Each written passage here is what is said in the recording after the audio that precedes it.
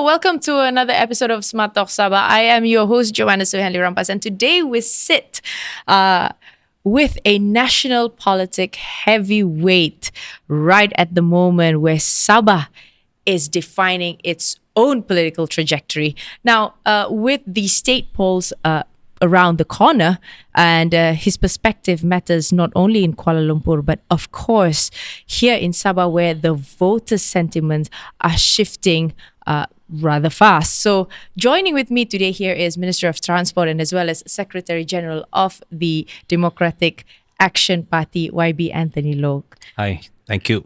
Thank you, YB, for being here with us today. Thank you for having me, giving me an opportunity to appear in your podcast. Well, likewise for you to come here, despite, I believe you are very tied up with the state election campaigns here in Sabah, right? And but let's start off on a positive note, YB. Yeah? In this election, when we look at DAP candidates in Sabah, you have introduced, or in fact, the party has introduced young and as well as diverse slates with almost 50% of women and average of the candidates within 39 years old. Yep. Which is considered very young for Sabah politics per se, right? Not maybe for Peninsula, but Sabah politics. So why did DAP choose to prioritize young women and diverse candidates in Sabah, and how will you ensure that the younger candidates and women candidates are not seen as only as tokenism or symbolism, but are truly supported by influence by the party and to thrive, not only talking about election, but again in the party's successive plan? Well, I think putting more women candidates has always been our aspiration and our goals. Yeah. Since I think many elections ago, we have started to introduce more female candidates. Sure. And of course, we within the party, we already institutionalized 30% of the leadership quota for women.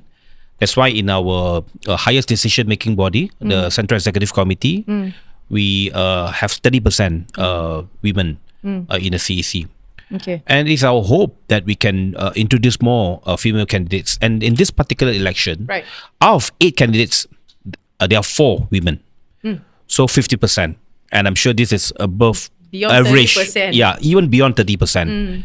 And if you're looking at the overall numbers of female, maybe less than 20 out of the 596, right?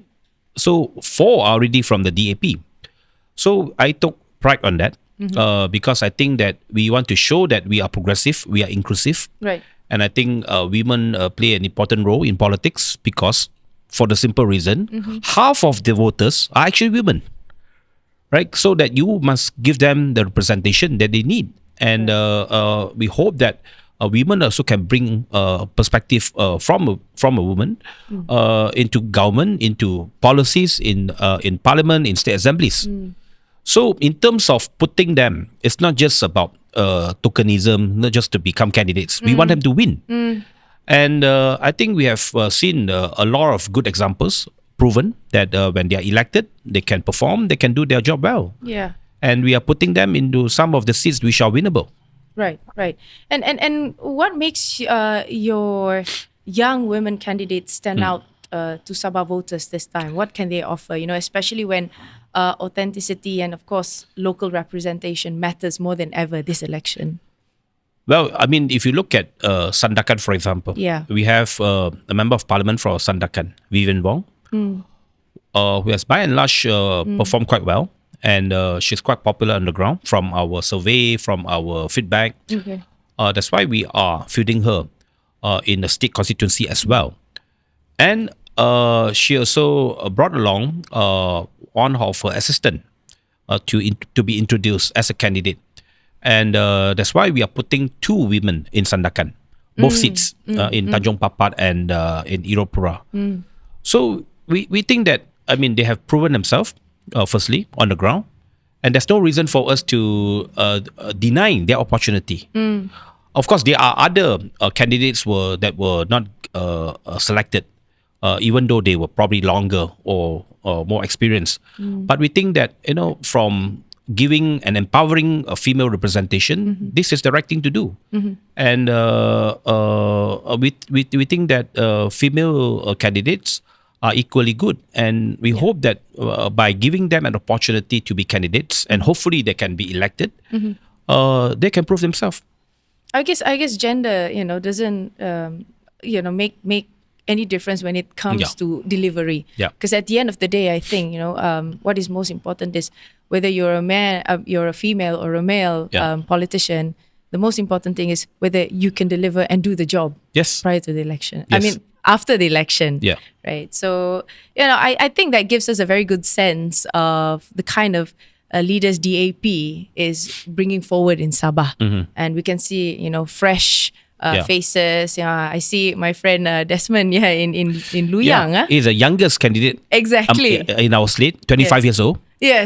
And you see, the difference is that we are putting our youngest candidate in our most winnable seat, and we are not risking him. So we want him to be elected. And that's why Ginger took the decision to pave the way, and then he contest in Dikas. So that shows the leadership. So we want to give opportunity to young people, not just by lip service, not just by giving you simply a seat which is tough, but we are giving him opportunity that a seat which is very winnable, and it's our incumbent seat. But of course, YB, even with fresh faces and new energy, right? Many Sabahans and Malaysian in general, right, are facing something rather deeper now. Okay. Which is political fatigue. Now, I am doing research more on the beginner voters when it comes to Undian 18 in my PhD, right? And we have seen there are two schools of thoughts. You have one saying that, young people are awakened because of, social media exposures, and then, people around are talking, Sabahans now are talking about politics and, of course, rights and so forth. But then you also have a group of young people who actually look at this whole situation as political fatigue. Now, a sense that, the system has been constant tribulation since the 2020 Sheraton move, right? And so I want us to shift into a bigger picture for a moment, right? Some voters have said that Malaysia is stuck in a cycle of coalition chaos since 2020. Okay? Now, as a senior minister, a cabinet, right? And what is your honest opinion on this view? Are Malaysians losing faith in politics? And will that some are saying that, there's political apathy among these young people. So what are your thoughts on this? Well, I mean, you talk about political apathy among young people. This has always been the case, right? All this while. Right. It's nothing new. But I think there is a sense of awakening probably 10, 15 years ago during the Bersih movement, where a lot of young people took part in social movement at that point of time. That resulted, of course, later on, there's a change of federal government for the first time in our history in 2018. But this sense of apathy is actually has been there. It's nothing new. But of course, there will be a group of people who are more interested in politics, and probably many other young people probably do not really bothered about politics at all. So this is not something new, I think, in our society. But our challenge is that how do we engage, and how do we show that politics is about governance? Politics is about how do we build a country. It's not just about rhetorics. It's not just about verbal facts. Of course, many people see sometimes politics, why they are so pissed off with politicians and all that. Just looking at parliament, people just argue unnecessarily and all that. But that does not reflect the overall political situation. Politics is here to stay. Whether you like it or not, politics will define how the country is run. It defines the policy. It will decide on how your life is being governed, and how the country is being governed. And of course, that will affect your life. Whatever policies formulated by politicians or by the government definitely has an impact on the livelihood of the people. So it is our responsibility to keep engaging in a more constructive manner, and to make people understand why politics matters, and you must take an interest. I'm not asking everyone to join politics, right? Not everyone has to join a political party. Sure. But taking an interest and taking a view about what's going on, and try to analyze and understand whatever decision or whatever issues, I think is very important in a matured society. Yeah. So we do not want our society can just, simply believe in whatever they see, especially in social media today, especially in the AI era right now. Things can be fake, things can be just engineered. Yeah. And then if people start to believe all this and do not have an analytical mind, I think that's a problem for a country. Right. So, yeah. And tied to that fatigue is, I also think that this is a question of leadership. And I can see, from you, what have you mentioned just now, that, DAP has always been focused on having successive plans, right? So, and of course, not only the young people, but now we are looking at the electoral voters as a large society now, of course, going towards this election. Now, of course, people will say, who can we trust? Well, talking about that point, sometimes it's that why I view succession is important and generational change is important in politics. Yes. Because I think some young people do not relate to, with all due respect to the older politicians, some of them have been there, I think, for the last 40, 50 years, right? Even in the faces, some of the faces which are still contesting election today, I know them when I was a kid.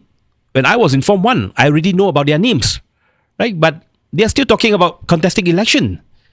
And they're still with you also in Parliament. And you look at the statistics right now, out of the 596, the biggest chunk, the biggest group is those above 60. So I think this is where that sometimes that politicians must know when to give way. So I always make this point. Okay. I remind myself too. When the time comes, you have to give way. You have to resign lah. No, not resign, but you have to just give way to. No, you have your time. Yeah. You have your opportunity. Sure. You make full use of that opportunity. Definitely. And then when the time comes that is to pass the baton, then have to pass the baton. Yeah. Right. Politics is not just about everything have to be done by one person. Yeah. Right. Politics is it's a collective. It's a collective.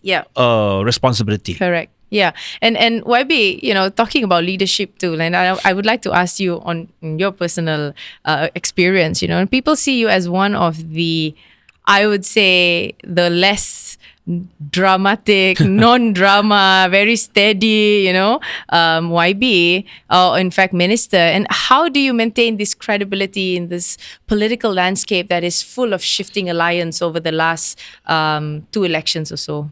No, I appreciate what you mentioned just now, not being dramatic. I think this is very important because I think that a lot of perception among the people on politicians are just all drama king, right? They just do drama all the time. But to be called someone who less dramatic, I think is I appreciate that remarks, and I hope to keep it that way. So I always remind myself to keep to the facts. Try not to play into the gallery. Try not to please the public gallery, because politicians are too easily being carried away to please the public gallery. Of course, when I was younger, I played to the gallery too. But when I became more older, more matured, given the opportunity to serve as a minister with the heavy responsibility, I try to remind myself that what is important is that stick to the facts, to be objective. You call a spade, right? And it's nothing wrong actually to sometimes to admit that you're wrong. Yeah. Right? And even to acknowledge your opponent. There's nothing wrong. But somehow in politics, people see that, when you acknowledge your opponent, people think that you are weak. Or when you admit something that your own weakness, you are being weak. Yeah. That is not. To me, we are all human, right? To err is human. Yeah. And politicians are no one is perfect. No politician is perfect, right? But I think what is important is that we have to admit that sometimes we have limitations. Not every decision that we made is the perfect decision. Yeah. We just have to explain ourselves to the public. And you must realize one thing. Politicians can never please everyone. Yeah. You must be able to stick to your own position. You must be able to say that, okay, I make this decision, I take responsibility. I know there are people who are unhappy, but I just have to, at least make a decision. I cannot be pleasing everyone. So if you try to please everyone, then you end up nothing. Right. So this is very interesting. So I would like to touch on your portfolio as a transport minister, right? Yep. And let's bring it closer to Sabahan's day-to-day realities, especially the students who rely on your ministry's policies when it comes to, transportations. Of course, your ministry has rolled out the Fly Siswa program, right? Yeah. And maybe perhaps you could explain a little bit on this and how did it benefit the the young Sabahans who are from West Malaysia to come back to Sabah? Well, you see, when I became minister, I became transport minister twice. Yeah. The first time was very short, 22 months. And then when I came back, of course, the issue of very high or expensive air tickets have always been there. And especially during festive seasons. And I know that some students were not able to come back to celebrate the festivals, right, because of the expensive air tickets. Okay. So I was, of course, under tremendous pressure because everyone was saying that, look at during Gawai, during Keamatan, Gawai for Sarawak, Keamatan here, Chinese New Year, Christmas, you can hit about 1,000 ringgit. KL Tawau, 1,000 plus ringgit, even KK 1,000 ringgit. So to a lot of students, they cannot afford. So then I thought of how to get this done, to give them some help. The first year, I think probably was in 2023, we rolled this out, that we want to give some vouchers to the students. So we start off with just 300 ringgit, just a token, to at least reduce their burden. Okay. That they can purchase a ticket with the e-vouchers worth 300 ringgit. I did not have any budget for this in my ministry, but I tried to think of a way how to fund this. Then we used the special plate number. When all these special plate number that people bid, people pay tens of thousands for all these numbers, we can collect revenue because under the Ministry of Transport, if we issued a special plate number, then we can get more revenue. Okay. So we discuss and negotiate with Ministry of Finance. As you know, all money is collected by the government goes to the Ministry of Finance, consolidated account. So we negotiate with them. I said, we come up with this initiative, but half of the revenue come back to us to fund our initiative. So from there, we got 20-30 million probably to fund this initiative first year without any allocation from MOF. So we were able to launch it. To the extent of some people call me Minister of Number Plate because I keep on issuing this special plate number to fund some of this initiative. But I don't mind. So that this how came about. That then eventually we got the budget for subsequent year. So right now we increase it to 400 ringgit. This 400 ringgit is given annually to all IPTA students. It means Sabahan and Sarawakian students who study in public universities in Semenanjung, or vice versa. Any Semenanjung students studying in Sabah and Sarawak public universities, they are given these e-vouchers. So right now we are benefiting almost 50,000 students annually. Of course, mainly from Sabah, Sarawak. Semenanjung is lesser because there are only one or two public universities in Sabah, Sarawak. So most of those Sabahans and Sarawakian students who are studying in, let's say, in University Malaya, in UKM, in UPM, USM, they benefited from this.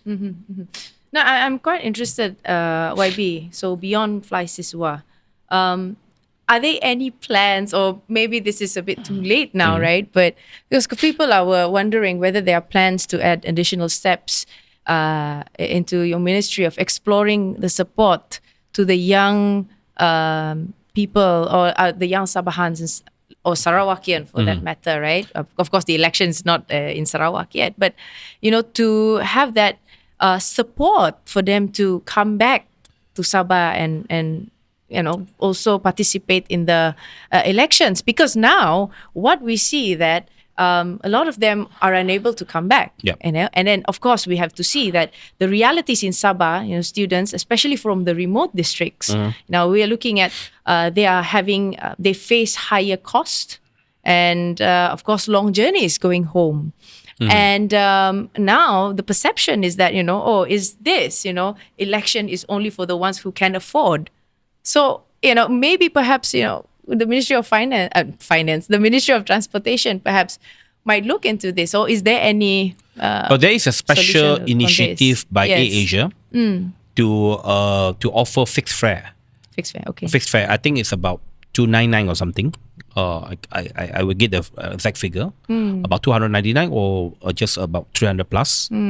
Fixed fare. Okay. During the election period for them to come back. Yeah. Of course, this is the initiative under AirAsia.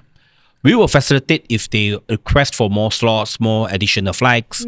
And usually how we support the airlines of doing this is that the entire ecosystem have to support them. For example, if they want to put more additional flights, it can only be done at midnight because the aircraft are already scheduled flights. Correct. They have to add on midnight flights. So when you have midnight flights, then the airport has to support it. Because most of the airports, say for example in Sandakan, Tawau, they close after 10 p.m. That's true. So we have to extend the operational hours of airports. So those can be done. Those are the things that we can support. Just like how we support additional flights during festive season. Yeah, festivals. Yeah. So I think likewise for the coming Sabah state election, we are encouraging airlines to add more flights with cheaper fares and with fixed fares to in order for them to come back at a lower cost. Yeah. So that's what we are doing at least for this election. And perhaps, it could be, expanded even further, after not only the state election, but of course elections to come. Yeah. So that would be a nice thing to do from the Sabahans' point of view now. Yes. Right. So that's with your ministry, YB. Now let's transition to more political questions, as we know now, right? We are in the state election mode. Everyone is campaigning now over the next couple of 2 weeks or so, and of course we will know the. Of course, I'm campaigning too. That's why I'm wearing a shirt. Dengan harapan yang membawa harapan lah kepada Sabah. But right, so I want to go into this with rather honesty, especially here in Sabah. They appreciate a straight talk, especially from you as a Secretary General. A big figure in national politics, and so YB, when we've read your statements, I've read your statements here, you've dismissed the rising rising of vote parties, local based parties only, right? And then of course you mentioned that movements are rather rhetoric, but analysts say that this election is being shaped entirely by a powerful local autonomy mood, right? And let's look at the statistics. I was looking through the list of candidates yesterday, and there are 350 candidates from Sabah-based parties compared to only 109 in Peninsular parties. So this election, I would say, how I can conclude with this, right, is that this election really reflects a strong Sabah first political sentiment. I mean, from the amount of candidates you see yesterday, right? So, YB, it seems now that Sabah is rather gravitating towards a strongly sentiment towards a local-based party governing Sabah, right? And I would like to ask your comment on this as a SG of DAP.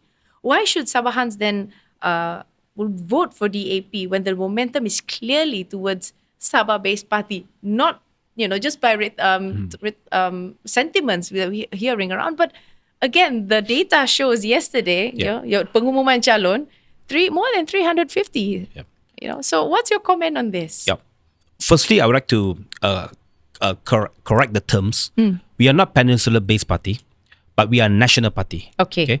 Because we have our presence in every parts of the country. Okay. Sabah, Sarawak, we have representation in almost all state assemblies. Okay.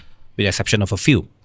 So, and we position ourselves very clearly. Firstly, DAP only contests 8 seats out of 73. Okay. Out of the 596 candidates, only 8 are from DAP. Even Pakatan Harapan as a whole, we are only contesting 22 seats together with Keadilan. Okay. Right? So what does that mean? Firstly, we are not a co-coalition going for power in Sabah. Right? So we are not aspiring to even form the state government under PH. Because 22, you can't form the state government by yourself. Right? By ourselves. So we are positioning that we are just complementing. Okay? And we are complementing and we want to play a very strategic role in the Sabah politics. And we make it very clear. Yes, we want to have some representation in the Sabah State Assembly. Okay. So that we can be part of a coalition government together with Sabah-based parties. Right? The ruling coalition will be a Sabah-based parties, right? From what we see. Before this, it is a Sabah-based party ruling Sabah. So it's not that PH is coming over right now, try to take over the entire state government. We are not. We are only contesting 22 seats. Okay. So we are not competing in terms of with the Sabah-based parties to take over the state government of Sabah. That is definitely not in the minds of PH leadership. Okay. But what we want is that we try to play a more moderate force, and try to moderate the relationship between federal and state. One thing that I think everyone must agree and will agree is that whoever forms a state government in Sabah, you need to cooperate with the federal government too, right? You have to have a good relationship, working relationship, federal-state relationship, in order to deliver the aspirations of Sabahans. You talk about developments. You talk about bringing more progress to Sabahans. You talk about economic development, more infrastructure development. All that needs cooperation together with the federal government.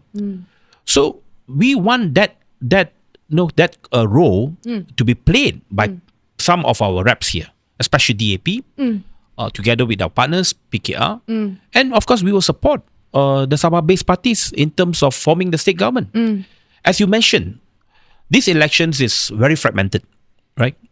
And I think most people will agree that no single party will be able to form the state government by itself. After 29th of November, there will still be a need for negotiations to take place. I experienced that 3 years ago after the last PRU, that there's a hung as parliament. You need to negotiate. You need to talk about how to build a coalition, how to build a functioning government. Yeah. Right? We have overcome that at the federal level. Yeah. So most likely this scenario will take place again in the Sabah State Assembly because of the fragmentation of the parties. There are so many local parties to choose from. You do not know who will win how many seats. So in that kind of scenario, we hope that we can complement it so that if we have, say for example, we have representation, we have some seats that we can bring it to the table. Together, we can form a stable and functioning state government together with the Sabah-based parties. And we think that we can play the role as a bridge between federal and state. So what you're trying to say here is that DAP or national parties like DAPs yourself, right, would be having a strategic partnership with whoever the coalition that will form here in Sabah. And of course, we've seen for the last two elections, for Sabah state elections, now we're looking at 2018 and 2020, that every government is formed by coalition, right? Different parties and so forth. And I guess, the test will be not... and in fact, this is very interesting, YB, because it's not, there will be a possibility that we would not know who will form the government on the 29th, but we will be seeing who will survive the negotiation after the 29th. I mean, that's how I see how politics Sabah is. But of course, you have parties, say for example, the parties that was with you in Pakatan Harapan who have left recently, APCO for that matter. But then they are focused on looking by saying that, look, or Infant Warisan for that matter, that it has to be a 100% local-based party, get as many local parties candidates to win the election and to form a government and form a simple majority just on local-based party. So, there are two different, sort of like arguments here. So you have the national-based party by saying that, look, we are coming here to become a strategic partner.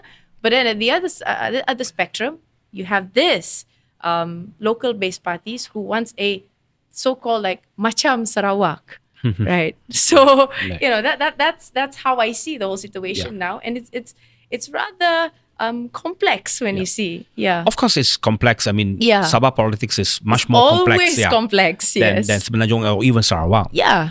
Sarawak, of course, the GPS is a one coalition. Yeah. A form pre-election, right? Of course, they have been together previously under BN. And they have an anchor party of yes, PBB. They have an anchor party. Yes. And they're not fragmented in that sense, right? So compared to Sabah, right now, the situation is that you're very fragmented in Sabah. You have too many parties, too many candidates going for a single seat, right? So, and the other thing that I want to impress upon Sabahans is that we are here to provide a strategic role, okay? Because at the end of the day, whether or not it's purely local-based parties or mix of local-based and national parties, the most important is that delivery. What needed most by Sabah right now is about not rhetorics, not about whether it's a local base or a national base. It is about whether or not the government can function properly and the government can walk the talk and can deliver. So we are trying to impress upon that our role as federal government and part of the federal government is we are here to facilitate. We are here to help you, to help to achieve the aspiration of Sabahans, to deliver more in terms of development, in terms of economic progress, and in terms of more infrastructure development. So this is something which we hope that we can bring to the table. So the rhetorics of whether it has to be a purely local base or a coalition of different parties, I think that should not be the biggest consideration of voters. The biggest consideration is that what kind of configuration that will help you, that will help Sabah, that will help in terms of building a strong relationship between federal and state, and help build a good environment in terms of governance. Right.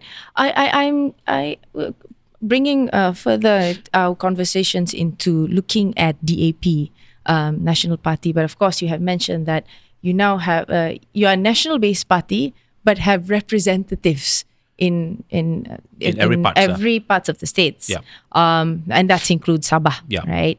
Now, I would like to ask about the autonomy that is given to the representatives of DAP in Sabah, right? Now, is Sabah DAP allowed to disagree with national DAP leaderships if there is any issues pertaining to Sabah, or should they have or in a Sabah way of cakap, ikut cakap bos saja. So, if yes, when has this happened? And if not, then, perhaps, YB, can you probably share with us, measurable policies that DAP Sabah has introduced in Sabah where it's conceived and driven by Sabahan representative DAP leaders and not copy from the national template of DAP? Definitely, they have their own way of doing things. They have their own autonomy in the sense of what they decide. For example, I know this kind of attacks have always been coming against the DAP and against our comrades in Sabah. Yes. Firstly, I always mention, okay, all the leaders in Sabah, DAP, none of them are from Semenanjung, right? All of them are just like any other Sabahans. They are equally patriotic Sabahans. They love Sabah. They fight for the Sabah interests and so forth. Yeah. Secondly, in terms of the candidature, of course, they decide among themselves. Okay, and we have a system. Of course, we have a mechanism, and then to discuss. But at the end of the day, so they have to make the decision. And you mentioned that whether or not they have to refer to me all the time. No, the answer is no.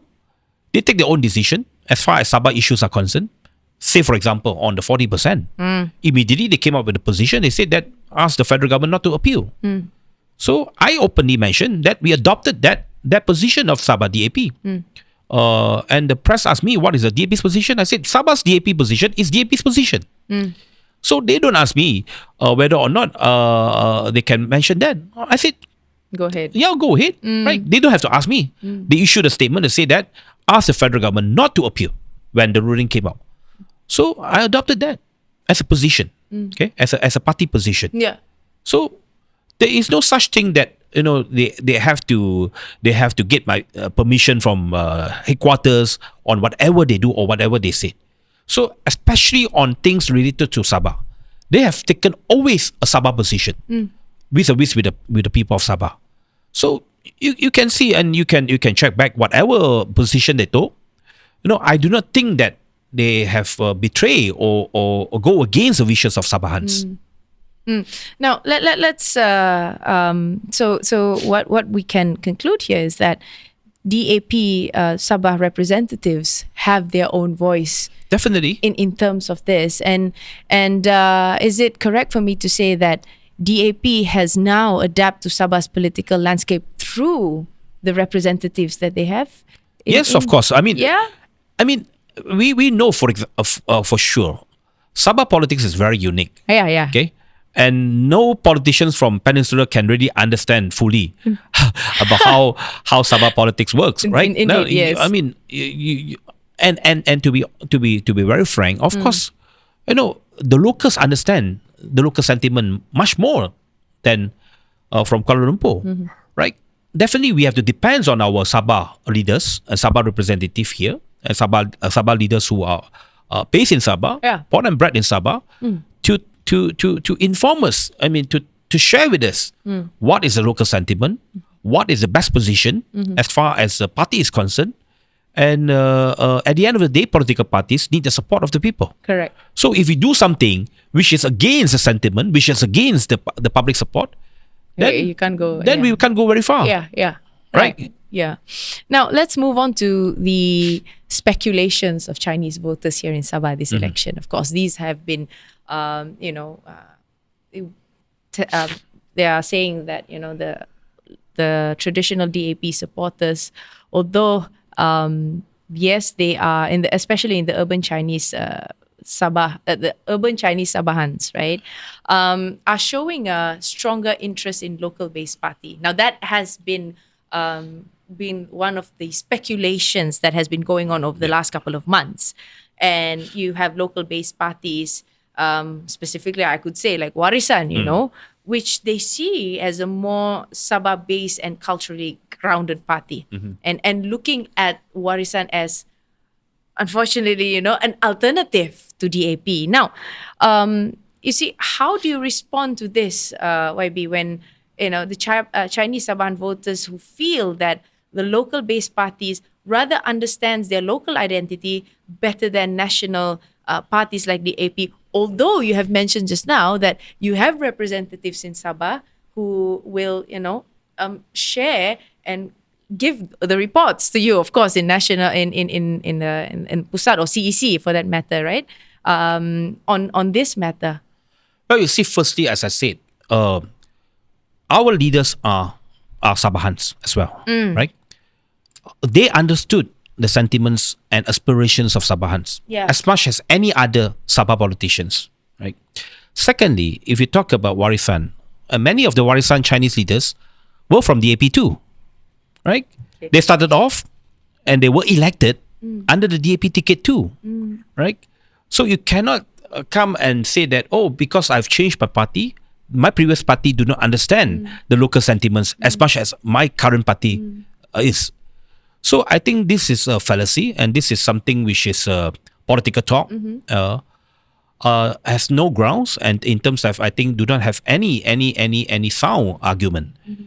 Of course, voters have choices, right? It is our job and it's our responsibility to convince them what the value of their word brings. Okay, so as I mentioned just now, in this election, we are trying to convince them. Our campaign will be based on, firstly, on our track record, of our elected reps. Okay. So our elected reps have been doing their work on the ground, have been delivering on the ground. I think we have some good examples to show. As I mentioned, we have a few good representatives which have delivered on the ground, bringing changes to the local community, bringing developments and progress in the local community. So that is something which, of course, is a track record that we can show.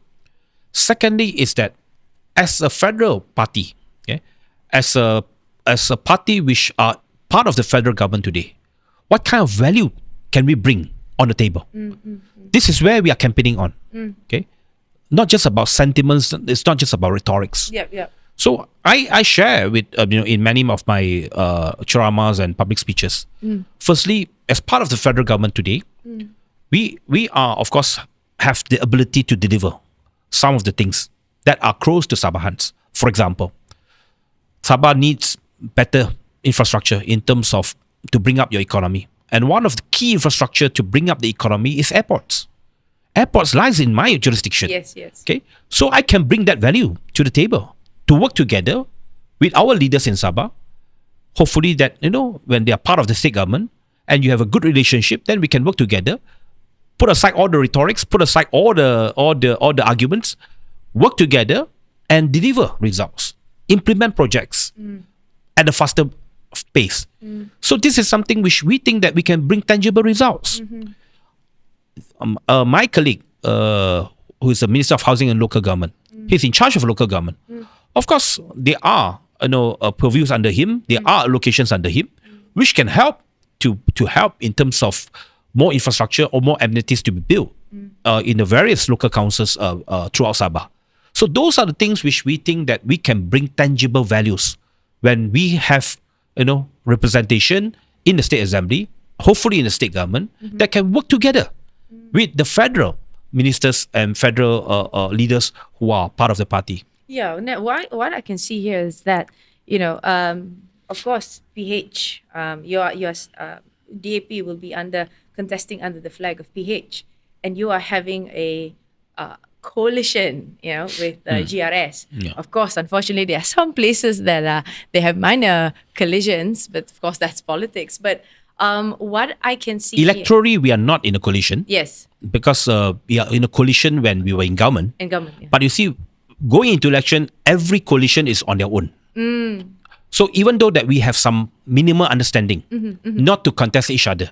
For example, we do not clash with BN, okay, or clash with GRS, with the exception of 1 or 2 seats. So that is a general understanding. But again, we are not campaigning as a coalition. I guess that's the confusion that people have, know. And in fact, if you go to the ground, YB, you will see Sabahans are rather confused of who is friends with who and so forth. And of course, you have seen, your colleagues from Pakatan Harapan, and of course from GRS and from Barisan Nasional. As Pakatan Harapan is considered friends with BN and also friends with GRS. Yeah. And again, we've seen there are quite a number of seats that you'll have minor collisions to. So I guess, that has caused some sort of confusion with the Sabahans, which then, there's political disillusionment in the Sabah state elections, especially within the young people, for that matter. But then, that I think this is something that you would have to clarify, from someone in PH, your position with GRS and as well as Barisan Nasional. Yeah. You see, of course, we are still part of the federal government, right? When even though we do not campaign as a coalition together, but you cannot deny the fact that all these parties are part of the federal cabinet today. Right? We have GRS minister in the cabinet, we have BN ministers in the cabinet, and we even have a Warisan deputy minister in the federal cabinet, right? Even though he's not a minister, full minister, but he's a deputy minister. So technically, Warisan is part of the federal government too, right? In the coalition at the federal level. But at the state, everyone is fighting each other, right? It's the same thing like Malacca last time. Yes. So I think as I mentioned, it's not that we want to create this kind of scenario, but the reality is that though in Sabah, it's very hard to achieve an electoral understanding. It's very hard, right? Because everyone would not be willing to give up the seats that they want to contest, right? We even had a problem with our own coalition members, right? APCO. Yeah. So I think that's the reality. Yeah. That we can't help it. So I think it is a very crowded field, a very crowded contest. So I think 2 weeks is not a very long period. So what we need to do is just to explain ourselves in terms of our policies, in terms of our positioning, in terms of what kind of values that we want to bring to the table. I think that is the message that we want to keep impressing the voters, especially in the areas that we are contesting. Yeah, and I mean, Sabah identity politics indeed is very unique, YB, and they have become more pronounced in recent years. Yeah. So obviously, this election, I guess, when I look at the whole, candidacy that's going, that will be contesting this election, obviously, there's a lot of there's a lot in the menu now. Is siapa mau pilih, this thing. But let's move on to the 40% entitlement, and I think this is going to be the highlight. Beside other things, you have this thing where we call tiga serangkai, but I call it 4 serangkai now, which is air, elektrik, jalan raya, and one more I would add is internet. Okay. Of course, and bread and butter issues will be one of the issues that we are facing this election. But let's move on and just focus on the 40% Sabah entitlement. Sure. So now, since we're heading into the state election, and Sabah are not only scrutinizing, only on the local candidates or the parties, but also the sincerity of the federal government on long-standing rights, i.e. 40%, right? And the center of the conversation is, of course, this 40% revenue entitlement, where you see that every single party, whether it's in the coalition PH, Barisan Nasional, and as well as GRS, and of course all the opposition parties that are contesting this election, And in my opinion, and this is my opinion, I see this election will be a test of sincerity as to whether Madani government commits to Sabah's rights and will not end up into a bureaucratic inertia. That's my opinion. Sure. Yeah, but then maybe YB, many Sabahans feel that the Madani government's latest announcement on this 40% is more of a political positioning rather than actual formula. And perhaps, I think you would be the best person to also answer this and clarify it, especially you are sitting as a cabinet minister. And I would also like to hear what is DAP stands on the 40% revenue entitlement for Sabah. Sure. Firstly, on our position. Yeah. The DAP's position is very clear. We support the 40% entitlement because that is in the constitution, right? So there's no questions about that. DAP Sabah, as I mentioned, make their position known and adopted by the federal leadership. So in cabinet, it was a special cabinet meeting to decide on this matter. Sure. Okay, it was called by the Prime Minister on the 11th of November. That is just a few days ago, last Tuesday. Okay, we had a special cabinet meeting just to deliberate on this matter. Very rarely that a cabinet meeting is called just on one agenda. That shows that how serious this issue is to the federal government, right? PM called a special cabinet meeting and asked the AG to appear in front of cabinet, okay, and answer all the questions. Of course, to give his legal opinion, and of course, when we have our views and to answer our questions. So the position is very clear after the cabinet meeting that as far as the 40% entitlement to Sabah, that is not being questioned. Okay? And the federal government make an open statement to acknowledge that. So this is the first time, probably, after the federation was formed, that the federal government openly committed to say that we acknowledge, and of course, there's entitlement for Sabah of the 40%. So that is firstly it's an important acknowledgement, an important statement by the federal government. Okay. But there are some parts which, in terms of the grounds of judgment, right, which the federal government is appealing at the advice of the AG chambers, at the advice of the Attorney General. The whole discussion, of course, was deliberated by every single cabinet member. And earlier on today in my press conference, I said I was very, very disappointed with Yvonne because he chose not to attend that special cabinet meeting. He has all the opportunity to put his view across the cabinet, to question the AG if he likes, but he did not. He did not attend the cabinet. And of course, he will say it, that he has resigned. But let me tell you, his resignation is not effective yet. He's still on leave right now, technically. It means that on the 11th of November, he had the opportunity to come to the cabinet and actually questions the AG. And if he has strong views about this, he should have recorded it in the cabinet minutes. But he did not. He chose not to. Whatever reason, I don't know, is his reason. But my point is that the decision was arrived after a long deliberation. In the cabinet, there are a few legal experts too. Okay? People like Gobin, who's a constitutional lawyer and knows about constitution in and out. We have Azalina, the law minister, who are very, very vocal as well. Of course, we deliberated this and we said that if the grounds of judgment is not contested, that means we are liable too from a criminal point of view. Okay? Because one of the grounds of judgment is that misuse of power.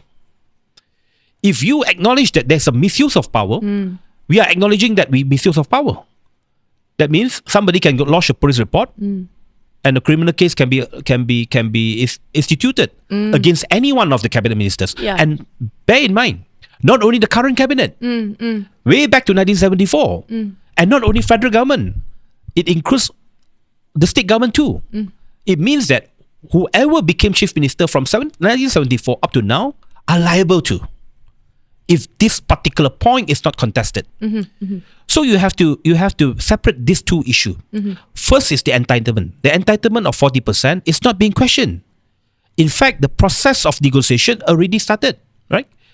Tomorrow, in fact, there will be a meeting between the KSP, Ketua Setiausaha Pembenaran, the Treasury Secretary General, with the State Secretary. Will take place in Kota Kinabalu. But the appeal is just basically on the grounds of judgment, which we think that if not contested, it will have a big legal implication on the federal government in terms of our responsibility or misfeasance. Because you have not been doing your duty or doing your responsibility based on the Constitution, right? If you admit to that particular point. So that's why there is an appeal on the grounds of judgment. All right. Now, so what I can see here is, and of course we've always heard this, that and I'm someone who I look at things progressively, right? This blaming who is wrong, federal government is wrong, and then of course federal government will point their fingers and say, well, your past leaders have never brought this up, and why not only until in the 2021 2022 you brought this up, and on top of that it was a Sabah Law Society has actually brought this, and they are of course just a NGO, and we will see, of course we see here that how important CSO is to bring cases like this, which all this while the entitlement, 40% entitlement has always been a political so-called rhetorics.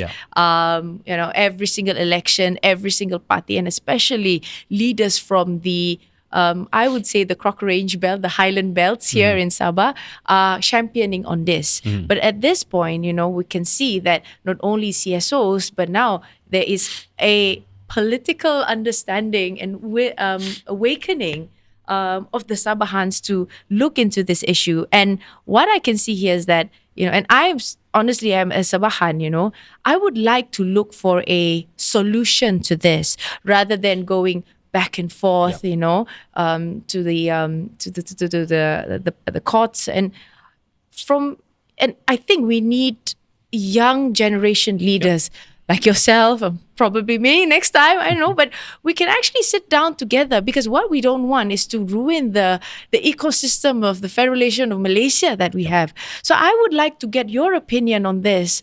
rather than we are, pointing at each other, say, oh, your, leaders have never brought this up, itu bukan salah kamu kah, How do we see this? How do you want us to move forward like this? From your opinion, because I would like to know too, how can we move forward and to be a more progressive Malaysia? I completely agree with you, Joanna. That's why I said, the younger generation should not be having that baggage and trying to behave and still act like the oldies, right? So that's why I am deeply disappointed with Iwan, to be honest. He's my good friend, okay? He's a nice guy. I thought that he has all the opportunity to work from within the system. He's already a cabinet minister, which I think that if he uses his position as a federal minister, he can achieve more for Sabah. But you're just throwing away that opportunity just because you want to enter election with that kind of positioning that you are a hero, which I think is not very strategic from my point of view, right? As I said, we want the younger generation of politicians to be more progressive, to be more objective, right? There's no reason for Sabahans to doubt, the younger politicians, or the federal government, on this sincerity. Firstly, I mentioned in cabinet why I said I do not support the appeal of the 40%. Firstly, it's in the constitution. Everyone agrees it's in the constitution. Yeah. There's nothing to appeal, right? Yeah. But I said the moment you appeal, we are only feeling the anger of the people, and we are giving the ammunition to those people who want to create the anti-federal sentiment. I said, to me, as a federal minister, we have a duty to protect the federation. The unity of the federation, the unity of this country, a federation of Semenanjung, Sabah and Sarawak are utmost important. Joanna, I don't look at you as a Sabahan. I see you as a fellow Malaysian. Why can't Sabahan look at me as a fellow Malaysian too? Why must Sabahan always say, oh, ini orang Semenanjung? Orang Malaya. Orang Malaya. Yes, I'm born in Seremban. Yeah.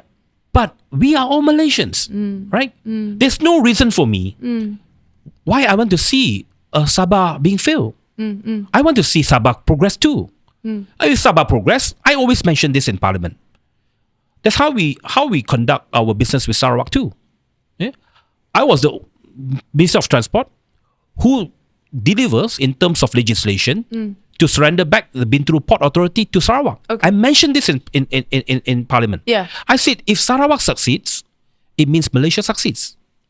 As a Malaysian minister, if Sabah and Sarawak succeed, I'm equally proud.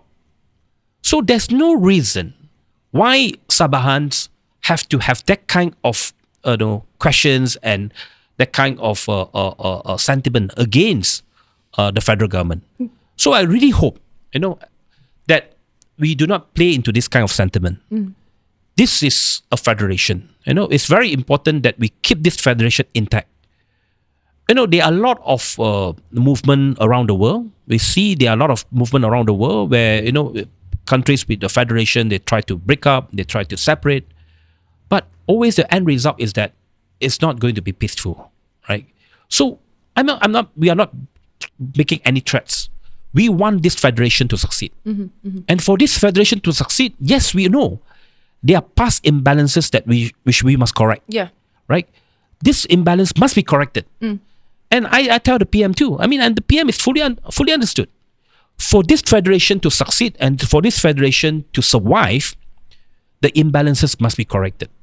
We cannot let forever Sabahans feel that they are being marginalized. Or anak tiri. I understand how Sabahan feel. Yes. Right? You go to Kuala Lumpur, you see, there's Twin Towers, there are tallest buildings, there are MRT, and so forth. In Sabah, even your bus berhenti is still very outdated, which I'm trying to modernize right now. Please. In Kota Kinabalu. And again, a small example. Why I initiated that Fly Siswa initiative? Because I do not want to hear that a fellow Malaysian has no means to go back to their family to celebrate festivals. When I do this, some students in Semenanjung ask, why only for Sabahan and Sarawakian? What about those who are studying, say for example from Seremban, studying in Penang? Why don't you give a special air ticket prices for them. I said in Semenanjung, you have many options. You can take the train, you can take the bus, you can take your own car to drive there. But we are separated by the South China Sea. For Sabahans and Sarawakians who study in Semenanjung, there's no other mode and means to go back unless by flight. So I said, let's understand each other well. Do not compare. All right. Sometimes when you don't have to compare. I understand fully how Sabahans will feel. Right. That after years of this federation, well, more progress in Semenanjung. We acknowledge there is more progress in terms of infrastructure development. Yep. But again, these are all legacy issues, which the current government is trying to help balance up, trying to rectify. Okay? We try to give a better deal. So right now, I think it's more important for Sabahans is that we must think of a way, and I'm sure many young people who are well versed in politics, like or young politicians, will agree on this. Yes, it's time for us to think about how to create a better deal. Correct. How do we renegotiate a better deal? How do we do this together? But we do not want this whole thing to be made as a political rhetoric. It's a politicized thing. Yeah. You want to achieve this, yes. But you must also agree that there is a mechanism in place. And you must fully utilize the mechanism within the government to achieve this. Not by highlighting it and make it as a political capital. And you will go nowhere if continues to be just political rhetoric. Yeah. It's just sloganeering. You can talk about all your slogans, Sabah first and all that, all the time. You can shout as loud as you can. But at the end of the day, you want to achieve something, there must be a mechanism. And the best mechanism is being in the cabinet. That's why I said, Yvonne, it's not strategic at all. So, I mean, you are in actually a very good position as part of the cabinet, right? Of course, I mean, put that aside, his choice, I respect that. But as far as I'm concerned, as far as the DAP is concerned, we are fellow Malaysians. We are here to offer our service and to offer our sincere positioning that we want to achieve this together. Yeah. Right. And I think, if I might add to that, right, I think we just need a new generation of leaders to actually look into this and see how can we find a middle ground. Because as of now, we can see that there is this, two separate entities. So you have West Malaysia, you have Sabah and Sarawak, and they are trying to argue the fact that, the West Malaysian, or in fact federal, for that, not West Malaysian, but federal government at that matter has never really, looked into the rights of the Sabah and Sarawak. Of course, when we look at Sarawak, they are very smart in trying to negotiate with how do you call this, with the federal government. And I feel that, do you see in the next 5 to 10 years to come? I mean, I think of course you can't make anybody happy in this, right? Of course, West Malaysians, federal government for that matter, Sabah and Sarawak will definitely, nobody's going to be happy. But at least we could find a middle ground from the negotiations, the 112D after this, And I want to tell you, the best opportunity to come to a better deal or better negotiation is now. Why? Because we have broken a single party hegemony in 2018. Right now, Malaysian political scene is a coalition base. Whoever wants to form the federal government, you need a coalition. You need different support from everyone. Yes. Right? So that's why, in terms of representation, in terms of a political capital, the seats in Sabah and Sarawak are, of course, very important. Whichever bloc, from Semenanjung, they have to, of course, then negotiate with, parties in Sabah and Sarawak to form the federal government too, right? And unlike the previous model, where it is a single coalition model, and if you talk about Sarawak, right? Sarawak negotiation was fastened much more, was actually expedited after they formed GPS. Right. So I think this is the way forward, that in the coalition politics, definitely there must be negotiation. Yeah. Okay. There is no way that any federal government or any parties can say that, okay, I do not want to negotiate. There's no way, right? Everything should be a negotiation, okay? Based on the constitution, based on the law, based on the current situation. And I want to impress upon everyone is that PMX is somebody who can discuss. Okay, he's not somebody who will just say that impose his opinion. Yes, sometimes he has very strong opinion. Sometimes he will make certain strong statement. But I always credit him as a Democrat. Okay, you can argue with him, you can debate with him, you can disagree with him. Of course, but you must have your strong argument. And you must do it respectfully, right? Especially as a minister, you cannot be arguing with the prime minister openly. Right? In the cabinet, we disagree, we argue, we discuss. Sometimes I will tell him certain feedback. Okay, this cannot be done. That cannot be done. Yeah, or we have to change course. Some of the statements, yes, after the decision, after a decision by cabinet or negotiation or discussion in cabinet, he changed his certain decisions are changed. Right. So my point is that the current prime minister, Dato' Sri Anwar Ibrahim, is someone who wants to see that Malaysia succeeds. Okay. I do not want to use the word to be great again, right? Yeah. So he wants Malaysia to succeed. Right. He wants to uplift the status of Malaysia, and Malaysia cannot succeed if Sabah Sarawak is not in tandem with the development. Okay, Sarawak I think is relatively doing well right now, but Sabah, a lot of potential. I know that you have a niche, you have your potential, but we need Sabah to progress together. Then Malaysia will succeed. Right. And I think, to conclude that, I think this election and of course the acknowledgement of the 40% revenue entitlement by the federal government, despite the appeal that is going to be done by the government, but it has raised the bar of expectation. And voters are no longer content with promises of autonomy. Yep. But I guess it's this election, they expect delivery, transparency, and as well as results. And last question, will the federal government ever publicly disclose the exact calculation formula for the 40% entitlement for this Sabah? Is something, firstly, I think there is a process in everything. Yeah. Right? The process of negotiation will begin as soon as tomorrow. We are Sunday today, right? As soon as tomorrow morning, tomorrow Monday, where the KSP and the SS is having a meeting, as far as I know. So there is a process of all this negotiation. So sometimes it's that, during the course of negotiation, you cannot be just bringing everything to the media and showing it publicly. Of course, there are certain parameters. Of course, you have to negotiate, you have to discuss. At the end of the day, what's important is the result, right? And let me tell you, of course, one of the things that we discussed in cabinet, right? Yes, people say that, you might be just for political reason for this state election. Don't forget that maybe 12 months later, we will have a federal election too. We will have to come back to you too, right?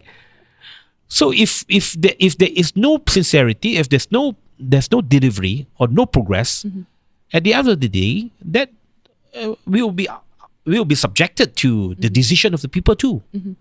I think that's very clear from DAP's point of view, coming from the Secretary General himself, right? So I call a spade a spade. I try to be as direct as possible. Yeah, I don't beat around the bush. Yeah, I mean, I'm sure you have listened to some of my interviews before. Yes. I don't beat around the bush. I try to be as direct. I try to be as objective as possible. Right. To put forth our argument. It's my plea for Sabahans to be more strategic. Yeah. Okay. That's my whole message. I hope that Sabahans, I understand your aspiration. I know that you want a better deal. But you want a better deal, you want a better result, you must be strategic. Cannot be falling into just sentiments and rhetorics. Right. So that's my point. Right. And again, we are all Malaysians. Yeah. So thank you, YB Anthony Loke, for joining me here in Smart Talk Sabah today. And I appreciate your time coming here. And I hope that today's conversation not only adds value, right, to the talk of 40% entitlement that we have mentioned. I think that was the longest conversation we had, but also gives more clarity to Sabahans when it comes to what DAP will offer heading towards the state election on the 29th of November. So thank you so much, YB. Thank you so much. Thank you to all our listeners, and we'll see you in the next episode of Smart Talk Sabah. Sabah cakap, Malaysia dengar.